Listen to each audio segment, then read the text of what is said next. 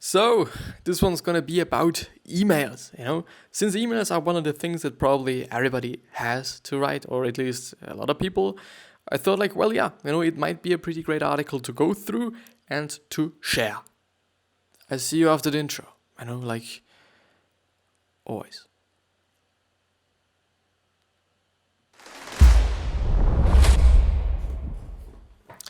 And I do hope, by the way, that I'm not having any issues here on the video. But yeah, before I actually start, this episode is also available as a podcast, which means that it is the audio only version, which means that you can listen to it, which means that you can do something besides listening to it, which means that it is a way, way, way more efficient way than to just watching this video. So please go down in the description if you're interested in the podcast, you can listen on it on Apple Podcast, Spotify, Stitcher, Castbox, TuneIn, quite actually everywhere, everywhere but SoundCloud, I guess, some podcasts are actually on SoundCloud, but mine is not on SoundCloud, I don't know why, there might be some reason, or I couldn't just do it, could also be the thing, right? But yeah, so go down in the description. There should be the link if you're on a podcast, and you want to really watch the YouTube video. The YouTube link should also be down in the description to my channel. And this is probably a pretty new episode. Or the episode is probably just exactly the same title, or has exactly the same title as also the podcast. Therefore, search for it and you're going to find it really, really quickly. But, as I've already told you, we're going through an ideas.ted.com article called, Yes, There is a Right Way to Write an Email. And here are some simple rules. Because I thought it might be a really interesting one for quite a lot of people. It might really be a valuable one. And I'm going to make it fun. I at least hope for you and also for me. So yeah, I think I'm going to just read. And then we will see what it is all about. And then we will see what we can take from it. And then we can see if there is some good shit in it or not. So does sending and replying to emails take up an excessive amount of your time? Reduce the burden by following these basic guidelines, says editor and writer Victoria Turk. So this post is part of TED's How to Be a Better Human series, each of which contains a piece of helpful advice from someone in the TED community. So browse through all posts here, and there is a link. If you want to see more of the ideas.ted.com articles, then it is also going to be down in the description and also in the show notes if you are on the podcast. You probably think that you are an expert emailer. No, I don't think so, but let's move on. You spend most of your workday composing, sending, receiving, and replying to emails, says Victoria Turk, a senior editor at Wired UK in a TEDx Athens talk. You live in your inbox. However, if writing and replying take up too much of your time, or you worry that your emails are disappearing into the ether without getting an answer, then you are probably doing it wrong, she adds. Turk's email philosophy is aimed at reducing the overall burden of email on senders and recipients. She says, at its simplest, this can mean cutting down on the number of emails you send and sending them to fewer people. When you do send an email, you should make it as quick and easy as possible for the recipient to deal with. So here is her specific advice. Just before we actually go through that, I think it really makes sense. It really does make sense that you kind of try to make it really easy for this person that actually is receiving your emails, so the recipient, and it just makes sense, and it is also a pretty karma-like thing, I think it's pretty good for your karma as well, to just think about the people that are actually receiving your shit, so that they actually can go through it, maybe even with joy. But I don't know, it still comes up to which person you're sending it to. If it is like your boss or some client that might not be just really funny or something, then I guess it is just not a good idea. Just don't put any jokes into it. But I don't know. And I think you shouldn't also, overdo it or something. Just keep it on a balanced level or something.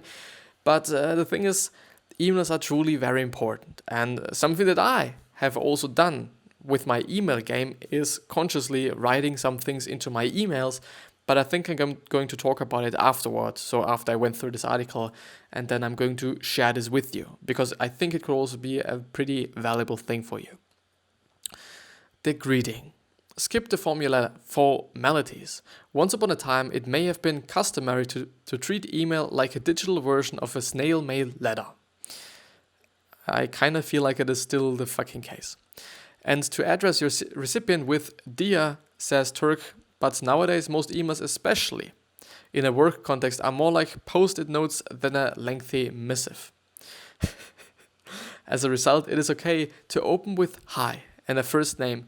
Her suggestion: save "Dear" and using someone's title for more formal situations such as an official briefing or an invitation. One "hi" is enough.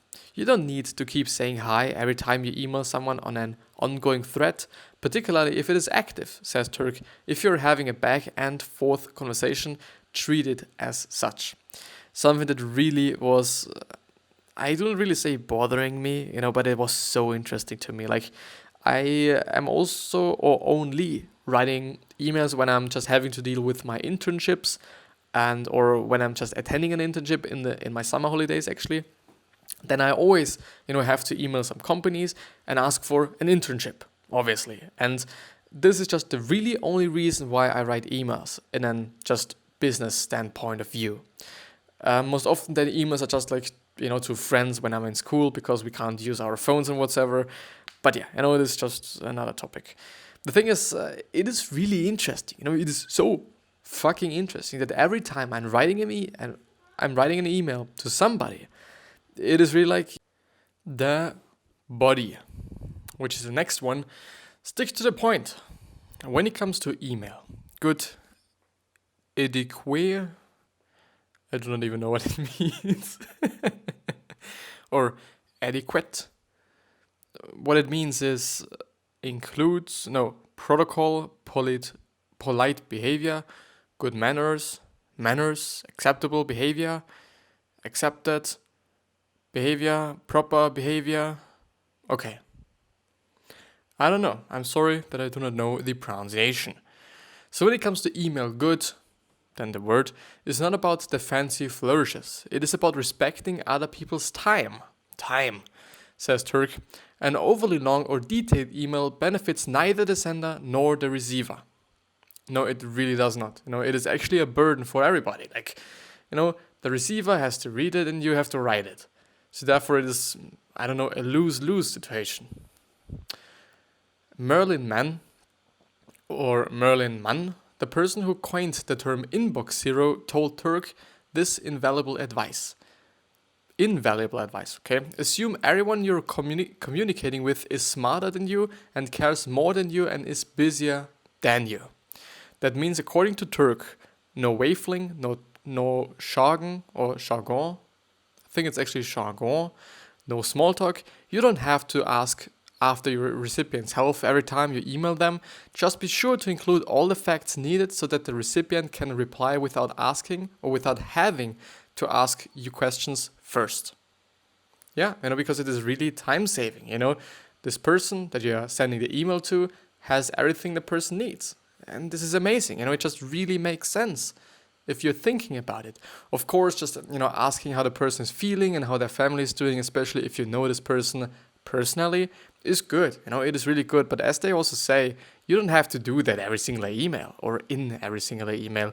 So I really do understand this. I really do understand that it just has to be efficient, I guess. Time efficient. Really time efficient, because I guess most often, especially in your case maybe, you might be writing emails not for just, not to friends, but it is something to do, or it has something to do with your business or with the business you're working at.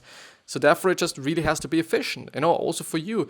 If you're having to actually write a 10,000 character email each time you're emailing somebody, it's going to take quite some time and it is really not efficient. But don't be too concise. I think it's concise. Yeah, it's concise. Don't be too concise. There is a line where brevity crosses over into rudeness. Turk warns, think about it. How have you felt when you have gotten an email back from a colleague or manager with only a terse received agree? With a terse received, quote unquote, agree, okay, or just a question mark. As she puts it, these emails seem more like a power play. Someone who emails like this is trying to show you how busy and important they are. Even if it doesn't have to be actually consciously, I guess it could actually be the case that some people are doing it subconsciously, because, in general, I really believe in the good in people, I really don't believe that anybody has to show anybody that they are just so busy and that they are so cool and they are just the boss of the whole fucking place. I don't think like this, I really don't think that actually a lot of people have to do this. I do believe that some people might be doing this, but not really a lot of people. Like, I think most often it's just subconscious, and it is just like, okay, it is just way too time consuming to actually write back way more than just a question mark. But yeah. And that is not very polite. Of course it's not, and you should really not be doing this. And while we can't control what other people's actions are, if only we could, we can take an extra few seconds to write in full sentences or tag on a thank you or thanks for your help. Turk supports using emojis provided it's not a formal context. There is basically a digital stand-in for facial expression after all, and all these tools that we do have to make sure that we are not misunderstood, we should be making use of. Yeah, it really makes sense. Even though I really have to say, the context of the email is just really a really interesting one. Like, it is definitely not social media, besides LinkedIn, for example. And it's definitely not just, I don't know. Well, it also comes up to whom you're talking to. Like, it is a really complicated medium, I have to say. And it's a really complicated context that you are in, or that we are in when we're using emails or when we are writing emails. The sign-off. Keep your closing simple. Turk endorse ending with best wishes, best, and all the best. And only these three. Wait, what about yours sincerely? Is it... I understand it. So what about yours sincerely? Question mark. It is too formal, she says. Yours, too intimate. Cheers, okay for friends, but too casual for professional context. Kind regards, just a bit pompous. Or pompous. Turk's least favorite way to end an email. Thanks in advance, she explains. It's incredibly presumptive. It's presumptive, and you can't thank someone for doing something before they've agreed to do it. Yeah, it is basically kind of a way to just make them do it, isn't it? So when you close your email with it, you're basically saying, hey, by the way, you have no choice whether to do this or not. Yeah, this is actually the case. So keep your signature simple too. No colorful word art, no JPEG logos that are going to confuse everyone's antivirus, and no deep, meaningful quotes, says Turk. Just your name and, if necessary, your contact information. The finishing touches. Use your subject line to tell the recipient what your email is going to say. Summarize your email in a few keywords. Don't write a full sentence because it will get chopped off, says Turk. Don't try to be funny, and also reserve the word urgent, all in caps and with an exclamation mark, for truly dire situations. And know the CC rule and abide by it. Abiding, or I'm gonna just see how it is pronounced. Abiding, yeah. So abiding by this rule, contends Turk, will cut back on confusion and unnecessary replies.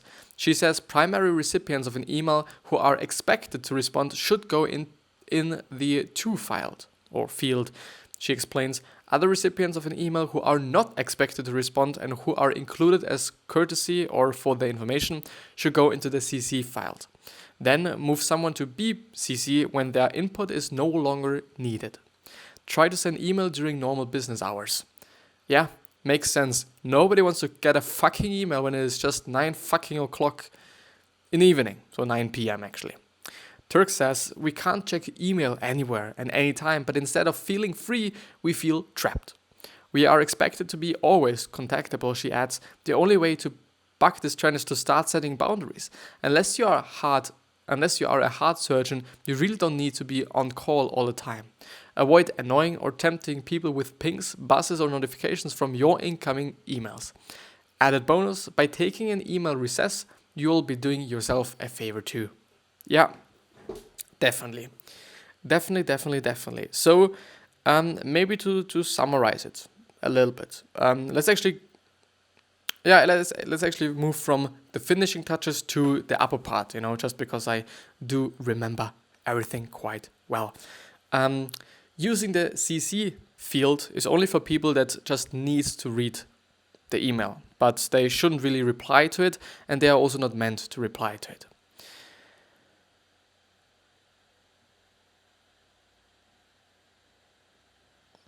Then the signature should be simple, no fucking JPEGs or whatever there is.